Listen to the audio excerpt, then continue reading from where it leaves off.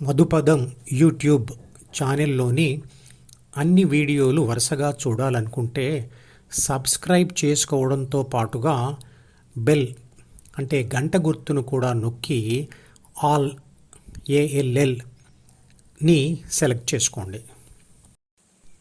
పుట్టుకతో వచ్చే 3 బాధ్యతలైన శరీర రక్షణ, పోషణ మరియు పునరుత్పత్తుల కోసం కామ, క్రోధ, మోహ, లోభ, మద, మాత్సర్యాలు అనే అరిషడ్ వర్గాలు అంటే 6 శత్రుగుణాలు ప్రాథమిక మనసులో ఉన్నాయి.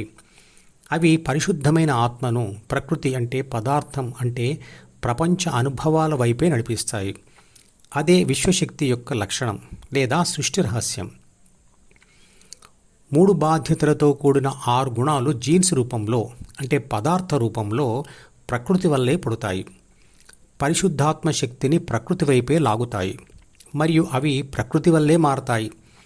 అందువల్ల పరిశుద్ధాత్మ ప్రాపంచిక ఆత్మగా మారుతుంది. అప్పుడు అది ద్వితీయ మనసులోని కోరికలను స్కానింగ్ చేయడం జరుగుతుంది. అలా ఒకసారి పొందిన చిన్న అనుభవంతో తృప్తి చెందక గెలిస్తే పెరిగిన అహంతో సామాజిక పరిధులు దాటిన అంటే సమాజం ఒప్పుకోని మరియు అసాధ్యమైన అనుభవాల కోసం ప్రేరేపిస్తాయి. కొన్నిసార్లు ప్రకృతి అనుకూలిస్తుంది లేదా కొన్నిసార్లు వ్యతిరేకిస్తుంది. సహకారం లేనప్పుడు పరాజయం, పరాభవం, కష్టాలు, నష్టాలు కలిగించి ఆత్మను తీవ్రంగా బాధ పెడతాయి. అందువల్ల 6 గుణాలు శత్రుగుణాలు అన్నారు. సృష్టి రహస్యం గురించి మరింత లోతుగా తెలుసుకుందాం. విశ్వశక్తి వల్ల పదార్థం మరియు శక్తి ఉద్భవిస్తాయి. మనిషి ద్వితీయ మనసులో ఏర్పడే ద్వంద్వభావాలకు, కోరికలకు, ఘర్షణలకు, బాధలకు అన్నిటికీ కారణం విశ్వశక్తి ఈ 2గా మారిపోవడమే. విశ్వశక్తి నుండి విడిపోయిన ఈ 2 విడివిడిగా ఉండవు, కలిసే ఉంటాయి మరియు కలిసే పనిచేస్తాయి. పదార్థంలో శక్తి ప్రవేశిస్తుంది. ఆ శక్తి వల్ల పదార్థం కదులుతుంది.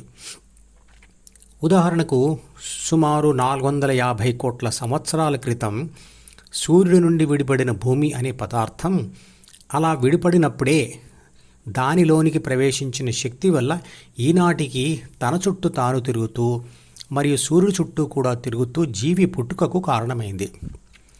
విశ్వశక్తి వల్ల జరిగే మరో అద్భుతం ఏమిటంటే పదార్థం నశించి శక్తిగా మారుతుంది మరియు శక్తి పదార్థంగా మారుతుంది. భగవద్గీతలో ఈ శక్తి మరియు పదార్థములనే పురుషుడు మరియు స్త్రీ అన్నాడు. ప్రకృతి స్త్రీ అయితే ఆత్మశక్తి పురుషుడవుతుంది. మనిషి జీవితమును ఈ 2 ఎలా ప్రభావితం చేస్తాయో చూద్దాం. విశ్వశక్తి లేదా పరమాత్మ వల్ల భూమి జీవసృష్టికి నిలయమైంది. భూమి మీద అనేక పదార్థాల మరియు శక్తుల కలయిక వల్ల మనిషిలోని ప్రాథమిక మనసు లేదా జీన్స్ సర్క్యూట్ అనే పదార్థం ఏర్పడడం మరియు విశ్వశక్తి అంశ అయిన ప్రాణశక్తి అందులోకి ప్రవేశించడం జరిగిపోయింది. ఇదంతా ఎవరో అనుకొని ప్లాన్ వేసి చేసింది కాదు.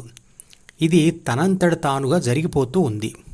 ఆ తర్వాత మనుషుల పుట్టుక మరియు వారిలో వచ్చే మార్పులు జరుగుతూ వచ్చాయి. తల్లిదండ్రుల కలయికతో తల్లి గర్భంలో ఏర్పడిన జైగోట్ అనే తొలి కణంలో ప్రాణశక్తి మరియు ప్రాథమిక మనసు అనబడే జీన్స్ సర్క్యూట్ లేదా జీన్స్ పదార్థం 2 కలిసి ఉంటాయి మరియు కలిసే పనిచేస్తాయి. తల్లి నుంచే పదార్థం మరియు శక్తులను గ్రహిస్తూ ఈ తొలి కణం తనను తానే విభజించుకుంటూ మొత్తం శరీరాన్ని ఏర్పరుస్తుంది. అలా ఏర్పడిన శరీరంలో కోట్ల కొలది జీవకణాలు ఉంటాయి. ఆ శరీరంలో ఉన్న ప్రతి జీవకణంలో ప్రాణశక్తి మరియు ప్రాథమిక మనసు కలిసే ఉంటాయి.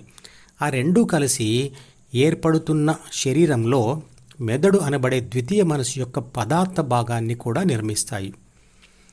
సృష్టించబడుతున్న శిశువుకి ఎదురుగా ఇదివరకే ఏర్పడిన ప్రపంచం కూడా శక్తి మరియు పదార్థాలతో కూడి ఉంటుంది.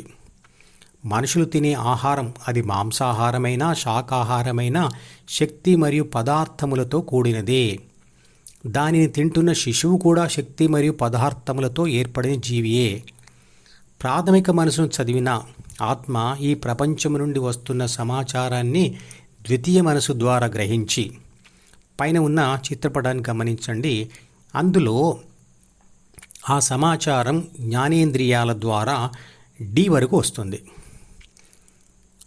దానిని అనుభవించి ఆ అనుభవ సారాన్ని ఆ ద్వితీయ మనసులోనే శక్తి తరంగాలుగా రాస్తుంది. అంటే ద్వితీయ మనసు కూడా శక్తి మరియు పదార్థములతో కూడున్నదే. ఇక్కడ బాహ్య పదార్థ ప్రపంచ ప్రభావం వలన ఆ శిశువు పొందే అనుభవాలు రెండు రకాలుగా ఉంటాయి.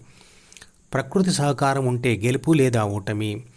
వాటిని బట్టి ద్వితీయ మనసులో రాయబడే సమాచారం మరియు కోరికలు కూడా రెండు రకాలుగా ఉంటాయి. వీటిని ద్వంద్వ భావాలు అంటాం. శిశువు యొక్క ద్వితీయ మనసులో రాయబడే మంచి చెడు అనే ద్వంద్వ భావాల కారణం కూడా శక్తి పదార్థాలతో కూడిన ప్రపంచం మరియు ఆత్మ ప్రాథమిక మనసు కలిసి ఉన్న శిశువు. అంటే శిశువు ప్రపంచమును అనుభవించడం వలన ద్వితీయ మనసు ఏర్పడుతుంది. ద్వంద్వ భావాలతో కూడిన ద్వితీయ మనసే మనిషి అనుభవించే తాత్కాలిక సుఖదుఖాలు కారణం.